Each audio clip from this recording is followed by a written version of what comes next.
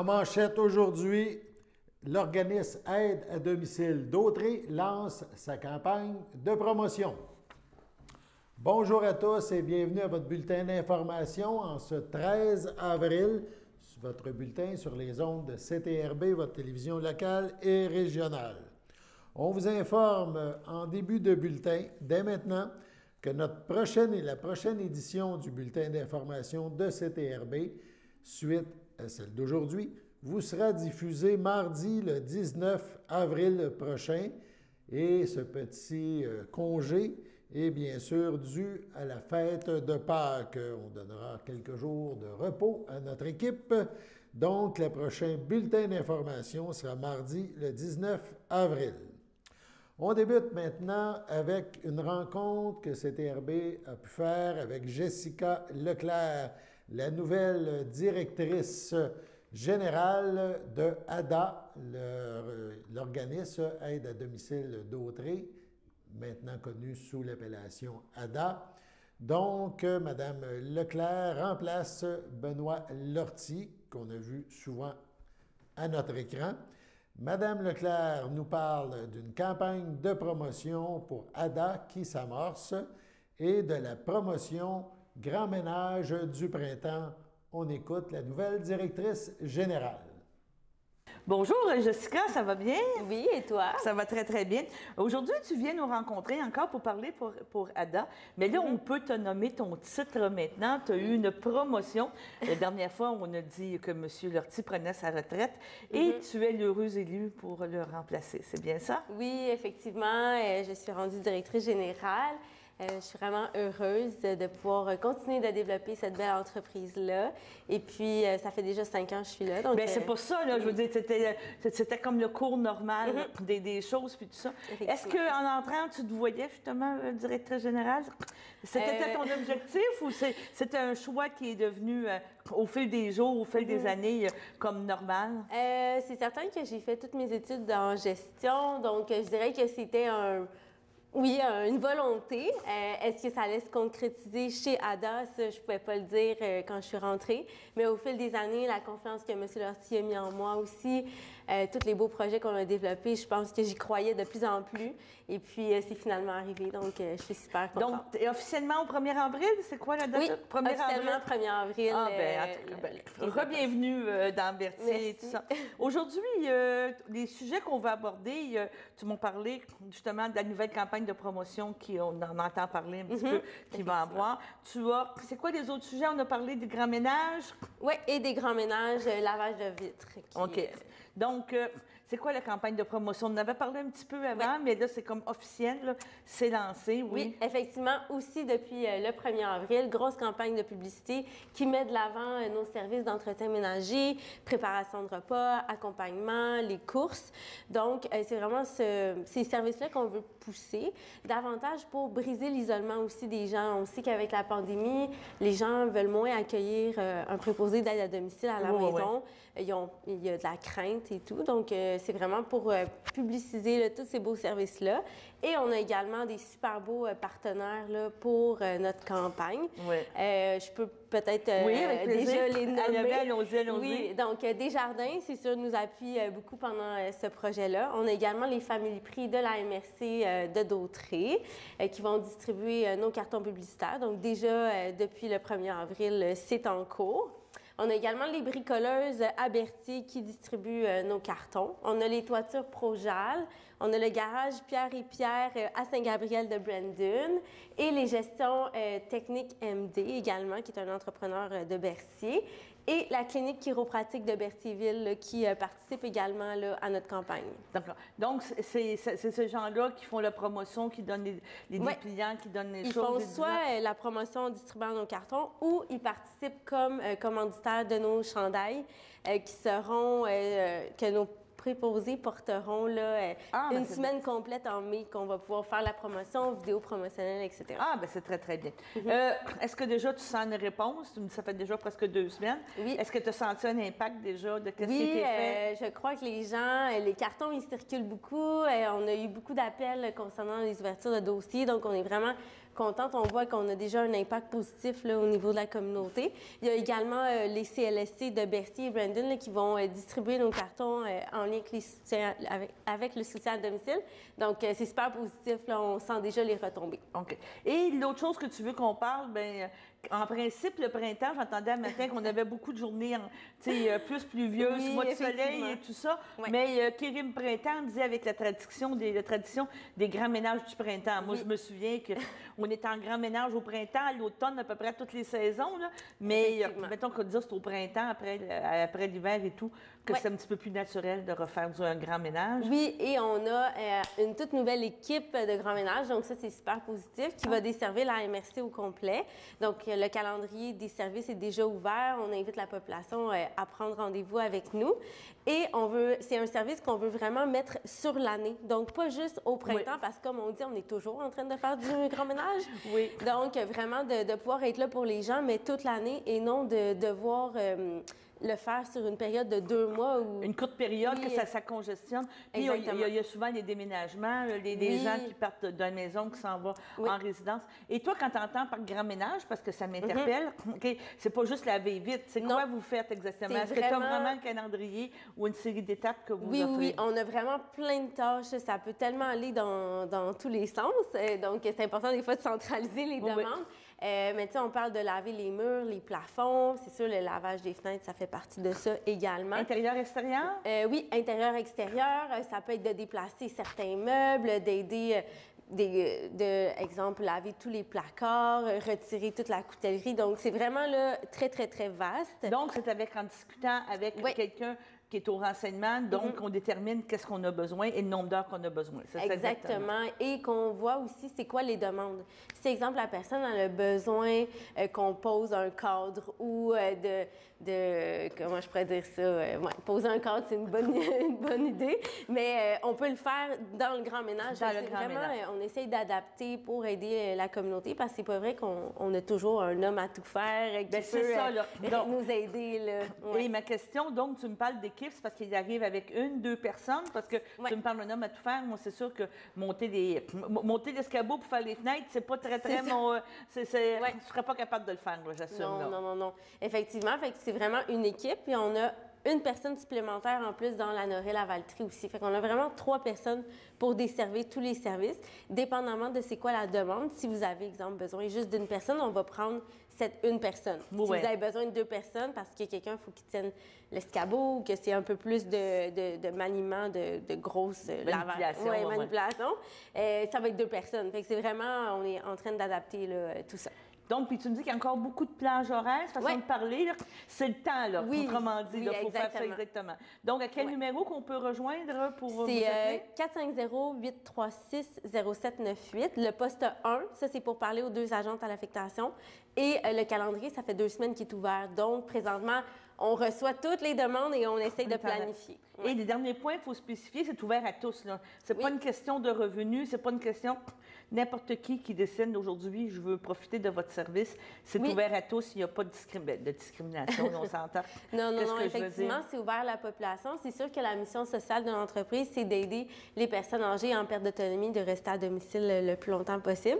Fait qu'on essaye en premier, répondre à notre mission.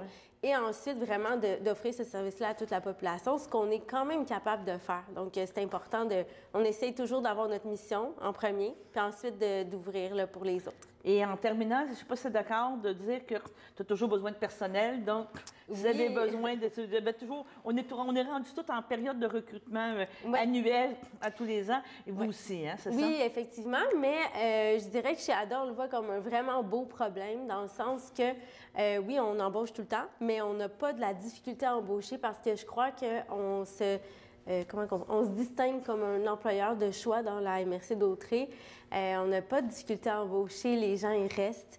Donc, on est vraiment, c'est ça, on est victime de notre succès en ce moment. On agrandit, puis on cherche des gens, mais c'est pour nous aider à développer et non parce que les gens y quittent. D'accord. Bon, bien, je te remercie, Jessica, puis on se revoit le mois prochain. Merci. Merci.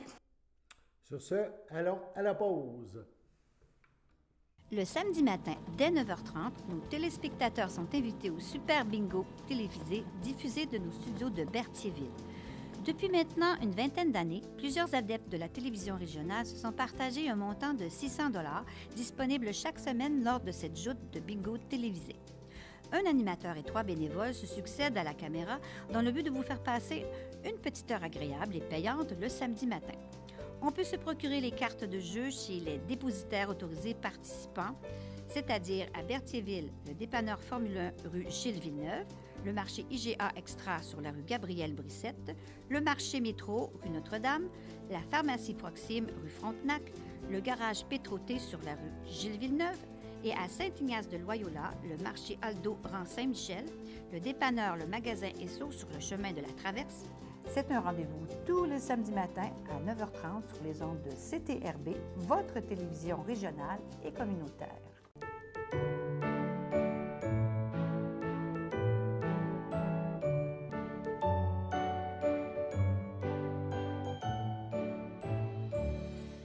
Voici maintenant les anniversaires.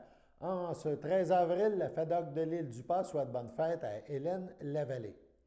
On y va pour les anniversaires du 14 avril. La FADOC de l'île du Pas souhaite un heureux anniversaire à Jean Destrempes et les filles d'Isabelle de Berthier souhaitent bonne fête à Francine Carpentier. 15 avril, la FADOC de l'île du Pas souhaite un heureux anniversaire à Jocelyn Miro. On passe au 16 avril. Donc, la FADOC de l'île du Pas souhaite bonne fête à Huguette Courchaine et à Hélène Sylvestre. On y va pour le 17 avril. La FADOC de l'île du Pas souhaite bonne fête à Jacques Soulière, à Christiane Grosso et à Reynald Doucet. 18 avril maintenant, la FADOC de l'île du Pas souhaite un heureux anniversaire à Diane Bonnet et Francine Aucoin, ainsi qu'à Agathe Baillargeon. Finalement, le 19 avril prochain, la FADOC de l'île du Pas souhaite bonne fête à Suzanne Barthes et à Pierre Boutier. Donc, on vous rappelle que dans les prochains jours, le bulletin d'information de CTRB fera pause, et ce en raison du congé de Pâques, retour le 19 avril. En deuxième partie d'émission, CTRB vous présente des extraits de la conférence tenue lundi dernier à la Chambre de commerce de Joliette. Les conférencières invitées étaient les ministres Caroline Proulx et Lucie Lecourt. Vous entendrez également, suite à ces interventions, vous entendrez Denis Brochu, directeur général de Tourisme Lanaudière. Ce dernier nous parlera de la situation du tourisme dans notre région. On écoute ces extraits qui font suite à l'émission, aux bulletins, les bulletins précédents où on vous en a parlé. Donc, la fin de ce résumé de cette rencontre à la Chambre de commerce de Joliette. On écoute. La grande région de la Lanaudière qui est très variée. Ces 2 dernières années, comme bon nombre de Québécois, j'espère, vous avez fait le plein du Québec. Vous l'avez découvert ou redécouvert, et parfois même dans notre propre cour arrière, ici dans la Lanaudière. Moi, il y avait des éléments qui m'avaient échappé. Et on est donc en pleine relance. Il faut absolument miser sur l'immense, immense coup de cœur que les Québécois et les Québécoises ont eu pour le Québec et continuer de les faire voyager ici, chez nous. On a aussi des touristes à reconquérir. Heureuse de voir tout ce week-end autant de plaques de l'Ontario qui choisissent le Québec, mais également le reste du Canada, les États-Unis, la côte est américaine qui sont friands du Québec, la France, qui est notre premier marché outre-mer, le Mexique également. Donc, on est à un point de l'histoire où on ne peut absolument pas rater la chance du tourisme. Tout gouvernement confondu, et je ne me plus là-dedans, on avait peut-être un peu levé la tête, comme on dit en québécois, sur le potentiel des Québécois au Québec. Et la pandémie nous a fait réfléchir à tout ça et faire en sorte qu'on donne tous les outils aux entrepreneurs, aux municipalités, mais aux Québécois aussi, de pouvoir découvrir le territoire du Québec. On doit s'assurer de rester première classe, ce qu'on était d'ailleurs avant la pandémie. Pourquoi? Parce qu'on n'a pas idée de l'impact et de la force et de la puissance économique du développement économique à travers le tourisme en région. Ici, uniquement dans la Naudière, c'est 1600 entreprises, c'est 15 000 emplois, c'est 4,5 millions de visiteurs, c'est des dépenses touristiques de plus de 270 millions de dollars uniquement ici dans la Naudière. Mes collègues vont vous le dire, au gouvernement, on a vraiment confiance en l'avenir et on est absolument convaincu qu'un des moteurs pour continuer cette relance-là, ça se passe à travers l'industrie touristique. On investit massivement, on agit depuis 2 ans pour que le Québec reste au-dessus de la mêlée et on va continuer de le faire. C'est 1 milliard. Notre gouvernement a travaillé très fort pour essayer d'atténuer les répercussions de la pandémie sur cet important secteur d'activité de notre économie qu'est le tourisme. On a effectivement mis en place le volet touriste du programme d'action concertée temporaire, le pacte tourisme. On utilise souvent les acronymes, mais c'est le pacte tourisme. On a aussi offert aux entrepreneurs des ressources, de la souplesse dont ils avaient besoin à ce moment-là, qu'ils ont encore besoin aujourd'hui, avec l'aide à certaines entreprises du secteur touristique, on a appelé le POPME, donc dans la partie volet POPME, on a aussi bonifié cette aide-là. Au-delà des mesures ponctuelles de soutien, notre préoccupation a toujours été d'être présent et à l'écoute de nos entreprises, de tout acabit. C'est vrai donc pour l'industrie du... Rappeler à tout le monde à quel point on a eu la chance depuis 4 ans d'avoir une ambassadrice hors pair de notre région et de notre industrie. Je tiens à le dire parce que c'est pas rien d'avoir premièrement une ministre qui est en poste pendant 4 ans. Moi, j'ai jamais connu ça. C'est extraordinaire et ça donne que elle vient de chez nous. Elle vient de chez nous, elle est là, elle est impliquée, elle est une ardente défensrice de son industrie, mais aussi de notre région. Et le petit bout de pouce que je veux faire sur ton allocution, c'est que le développement touristique durable, c'est vraiment quelque chose que le ministère tient, dans lequel on souhaite avancer. Et ça tombe bien parce que les régions touristiques sont dans la même optique. Et c'est un peu une invitation que je veux lancer au début de l'émission. Le développement touristique, il ne se fera pas uniquement par des entrepreneurs, il va se faire aussi par l'infrastructure en région, par l'investissement dans la culture, dans nos municipalités, etc. Et dans ce sens-là, le 31 mai, il y a un grand rendez-vous. D'ailleurs, Caroline nous a confirmé qu'elle va venir faire le mot d'ouverture de ce rendez-vous-là. Donc, le 31 mai, il y aura un rendez-vous où on parlera de développement touristique durable dans la Naudière. Merci d'avoir mis la table. Merci. Tu sais, puis nous aussi, comme là, il y a beaucoup d'élus, il y a beaucoup de maires, on est des consommateurs d'abord et avant tout, par exemple, de festivals et d'événements.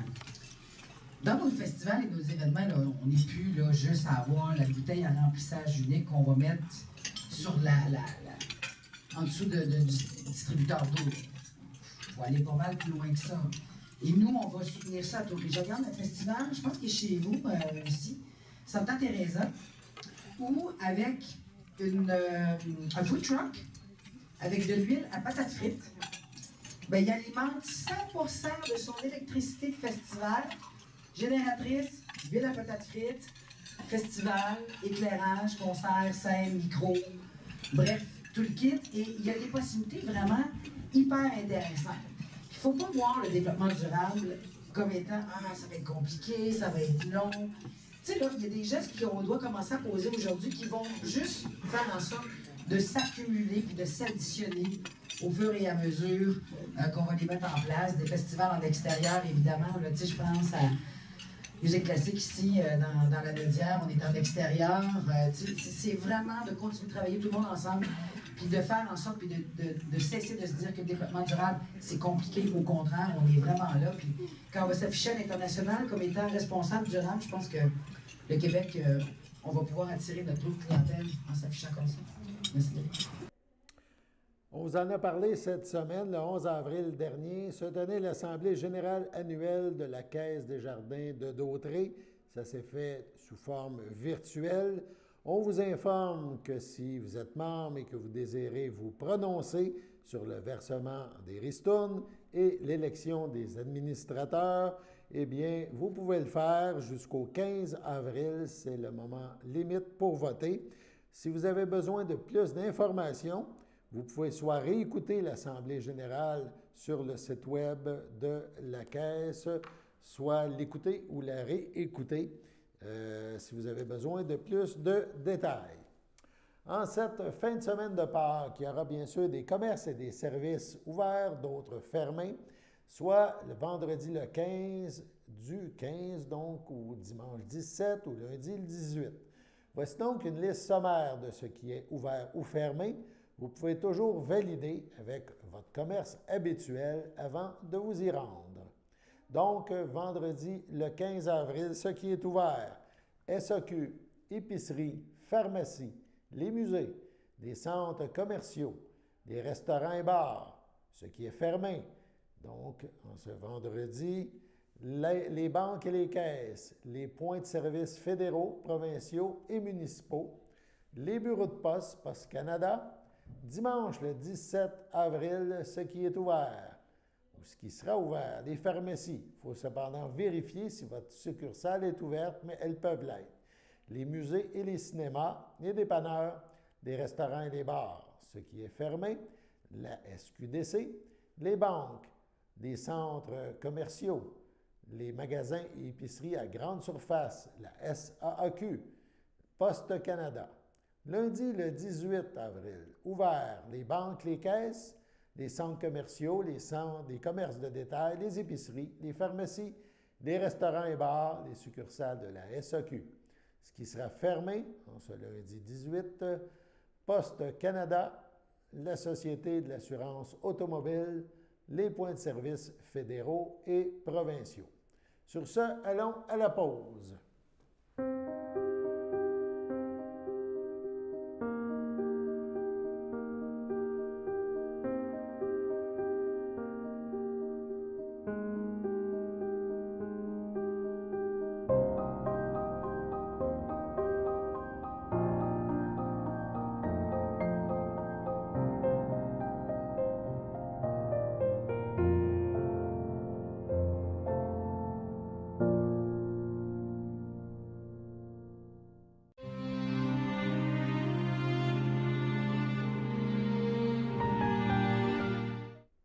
À son domicile, le 11 avril, à 76 ans, est décédé M. Guy Nadeau, époux de Françoise Mondor, demeurant à Sainte-Geneviève de Berthier. Il laisse dans le deuil, outre son épouse, ses fils François Nadeau, Victoria Santander, Éric Nadeau, Marie-Ève Tremblay, ses petits-enfants Elijah, Ophélie et Ophélie Nadeau, sa sœur, son beau-frère et ses belles-sœurs, Ginette Valois, feu Yvon Nadeau, Claudette Nadeau, feu André Veillette, Pierre-Émile Mondor, Gisèle Mondor, Solange Boucher, feu Marcel Mondor, ainsi que plusieurs neveux, nièces, autres parents et amis. La famille vous accueillera samedi le 30 avril dès 12h30 au complexe funéraire F. Thériault, situé au 741 Notre-Dame à Berthierville. Suivra une liturgie en la chapelle, à la chapelle du complexe donc, à 14h30. M. Nadeau sera inhumé au cimetière de Berthierville. Au CHSLD Le Château de Berthier, le 6 avril, à 93 ans, est décédé M. André Bellumeur, époux de feu Irène Caillé, demeurant à Berthierville.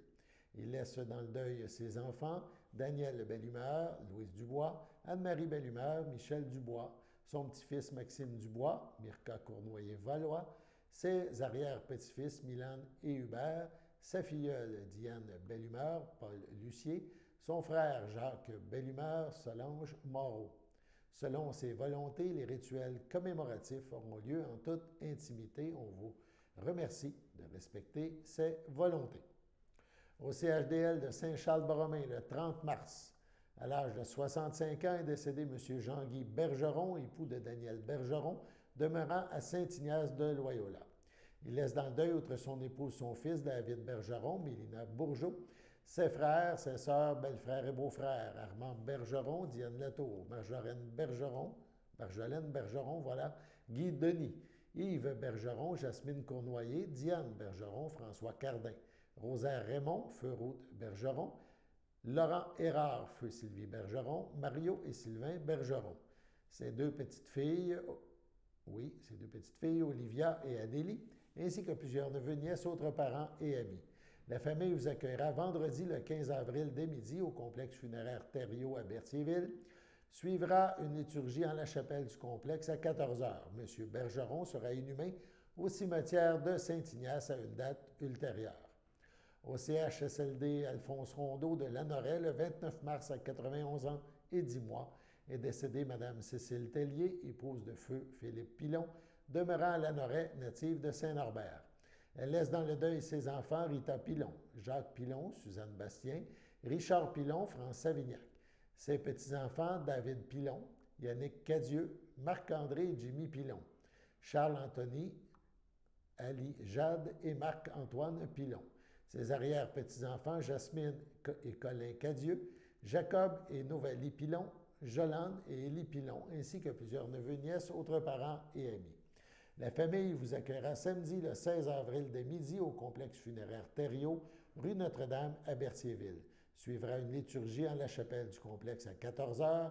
Mme Tellier-Pilon sera inhumée au cimetière de Saint-Norbert. Au CHSLD Champlain du Château à Berthierville, le 7 avril, est décédée à 94 ans Mme Thérèse Champagne, autrefois de Saint-Ignace de Loyola, fille de feu Émile Champagne et Lucienne Arnois. Elle laisse dans le deuil ses enfants Francine Boucher, Jocelyn Desrosiers, Christian Boucher, Lise Marié, Sylvie Boucher, Richard Denis, Sylvain Boucher, Chantal Cardin, Serge Boucher, Charlène Terrien, Alain Boucher, Roger Boucher, Marie-Claude Proux, leur père, feu Raymond Boucher, ses petits-enfants Alex et Benjamin Boucher, Justin Denis, Émilie et Félix Boucher, Camille Maude Renaud Chouinard Boucher, Gabriel et Tristan Boucher, ses arrière-petits-enfants Élisabeth, Maxime et Léonard, Mylène et Pénélope, ses beaux-frères et belles-sœurs, ses neveux, nièces, autres parents et amis. La famille accueillera parents et amis samedi le 23 avril dès 10 h au complexe funéraire Thériault, rue Notre-Dame à Berthierville. Les funérailles seront célébrées le 23 avril samedi en la chapelle du complexe. La famille souhaite une liturgie en toute intimité. Sur ce, passons à la météo.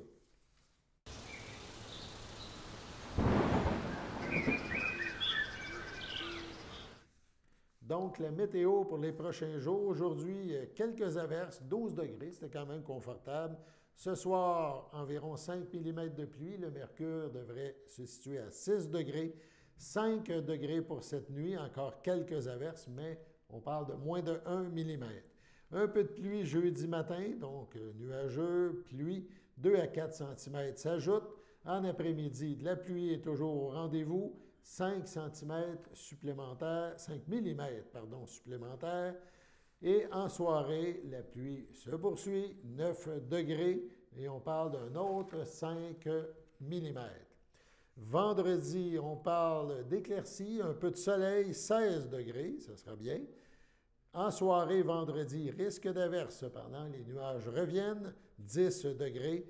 On prévoit des averses vendredi dans la nuit avec 6 degrés. Les averses se poursuivent le matin, mais le soleil sera de retour en 1 et 3 mm.